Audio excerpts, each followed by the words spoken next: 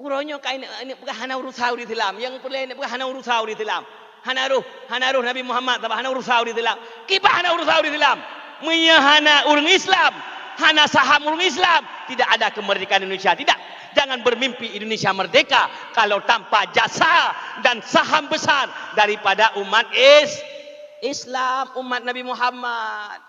Mi dan ayah, apalagi kalau bicara masalah Aceh. Apalagi menyata bicara masalah Aceh, mi dan ayah.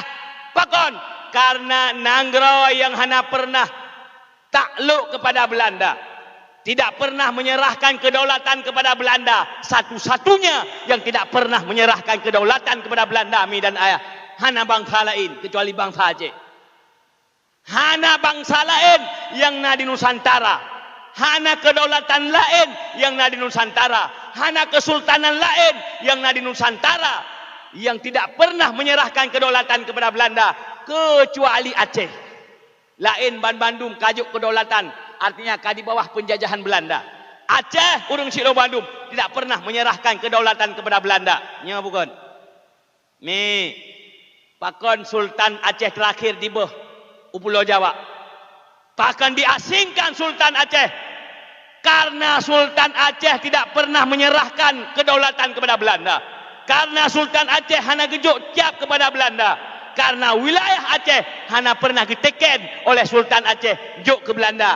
Maka Sultan Aceh di bawah Pulau Jawa, istana Sultan Aceh dirampok oleh Belanda. Yang istana Sultan Aceh mi sampai auronyo tanah-tanah keturunan Sultan dirampas oleh Belanda. Duda watai Belanda hana lejuk bak kaki tangan ni. Hijuk bak kaki tangan Belanda. Watai Belanda yo istana-istana yang hijuk bak pemerintah tambungan Belanda. Kira-kira anda mufhum? Hadirin hadirat mak dan ayah Tuhan muliakan. Jadi yang hana pernah juk kedaulatan Aceh. Maka mak dan ayah Sultan Aceh di bawah. Maka istana Sultan Aceh dirampas. Seandainya Sultan Aceh mak dan ayah takluk kepada Belanda, Sultan Aceh akan dijuk jabatan di Aceh. Dan istana-istana kerajaan-kerajaan orang yang mantangna di Aceh. Karena hana tunduk, maka agresi militer Aceh diperang Aceh oleh Belanda, mi dan ayah. Mati-matian orang Aceh dan mati di Aceh meribai Belanda. Kini minta apa lain nak kuburan Belanda yang le. Ana. Yang le kuburan Belanda, jenderal-jenderal Belanda di Aceh. Karena orang Aceh gigih sat mak dan ayah. Orang Aceh walaupun hana semayang menyebab perang sabi ketim. Bak perang kafir, nya bukan. Kira-kira menyaga berat pengumuman lepak kecil atau ku imum.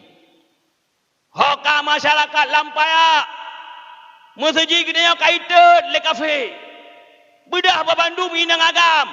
Cok parang, cok puyang na, cok senjata, let kafe kaitan masjid. Kira-kira na urusan tim jak. Hoka urang lampaya kira-kira nejak puan. Nyan tengah malam 4 kafe, 4 masjid. Anak depan masjid rupanya lo.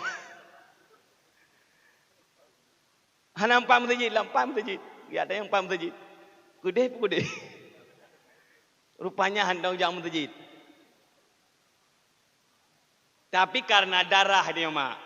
Tebak je mono. Rimung haibah ku. Uring gajah haibah ga. Itanyo karena bijeh gitanyo nek dia indatu dia Islam. Indatu dia mak Islam. Menyana urang tanyang baron. Iron nek kepadung tamai Islam. Entah jawab. Entah. Hai mi, hai ayah, Iron nek turun lumui padum tamai Islam pukul 7, pukul 8, pukul 10, pukul 15 pun jawab. Ha tu jan. Karena apa kan? Sebab Islam kita mau wajah mak dan ayah mulai mathadra ke Rasulullah. Mantang udap Rasulullah kagak kirim dai pendakwah kena wajah. Orang Syiah Bandung. Maka orang Syiah Bandung otak kuburan-kuburan di Aceh Bandung uronyo yang nak tanda kuburan orang Islam kecuali bak kuburan Belanda, bak kuburan Cina yang lain. Tapi yang lah kampung-kampung tiap setek kuburan, nah kuburan raja Kristen, nah kuburan raja Hindu ana. Nah apa ana? Cia setek kuburan raja Hindu no nah. Walaupun ibgah rojuh ya Aceh Hindu, cia setek kuburan raja Hindu nah. Ana.